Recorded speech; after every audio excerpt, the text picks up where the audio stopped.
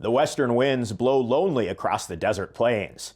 Traveling to the Navajo reservation from Shiprock, New Mexico to a Nappy area suburb some 30 miles is a relatively easy trek for Turquoise Paw Rescue founder Yvonne Toticini and her heir apparent Chantel Wadsworth. Usually it's a couple hundred miles they'll ride with their traps and blankets and smelly foods to rescue mostly female Rez Dogs and their plentiful offspring.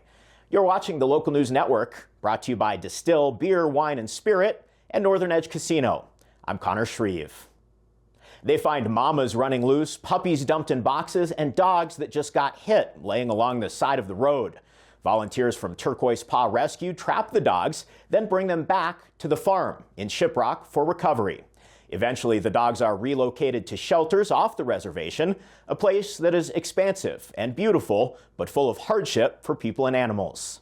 Like most dogs that do get dumped and they have to live on their own for a while, they're very weary of humans, maybe because of prior treatment in their last home that caused them to be dumped. They're just not wanted, or they continue to have puppies, so in that sense they're not wanted anymore just because they have multiple litters.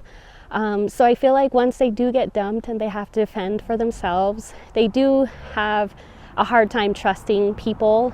And sometimes if they are dumped, they might not get people that are so friendly to them and shush them away or chase them away. When Toticini moved back to the reservation 15 years ago, she was horrified to see the stray dog epidemic. Somebody had to step in to help. And ever since, she's been rounding up the abandoned dogs by the hundreds and sending them to shelters across the country. Trapping the strays is a test of faith, patience, and time. It can sometimes take all day. It depends. I mean, sometimes they're really easy and really starving. They'll go right into the trap right away. Others, it's hours, 2-3 hours. You just have to wait until they feel comfortable enough, or get hungry enough to go in the trap. But we try and use smelly foods, we call them, McDonald's chicken nuggets or rotisserie chicken is good, sardines. What else? They like breakfast burritos, fry bread, and mutton ribs. We'll get them, but yeah, it takes a while. So it's not. People think it's. You go out there, you trap them, and then it's it. But it's a time. But on this trip, they get lucky. The mama is weary. She has an injury known as Rez leg after being hit by a vehicle, and is the first one to be trapped. That's good news. Mama's in the trap. Woohoo! The puppies, quickly becoming Rez Dogs, are a little more wild. Pretty much a Rez Dog, the term, is also generally its own breed.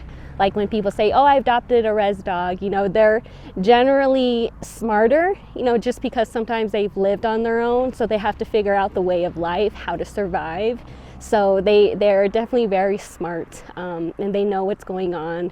Even when you see dogs and the towns, they know when to cross the road, so they already kind of generally find out how the way of living is. To foster Rez Dogs or to donate to Turquoise Paw Rescue, go to its website. And for more information about this story and others, go to farmingtonlocal.news. Thanks for watching this edition of the Local News Network. I'm Connor Shreve.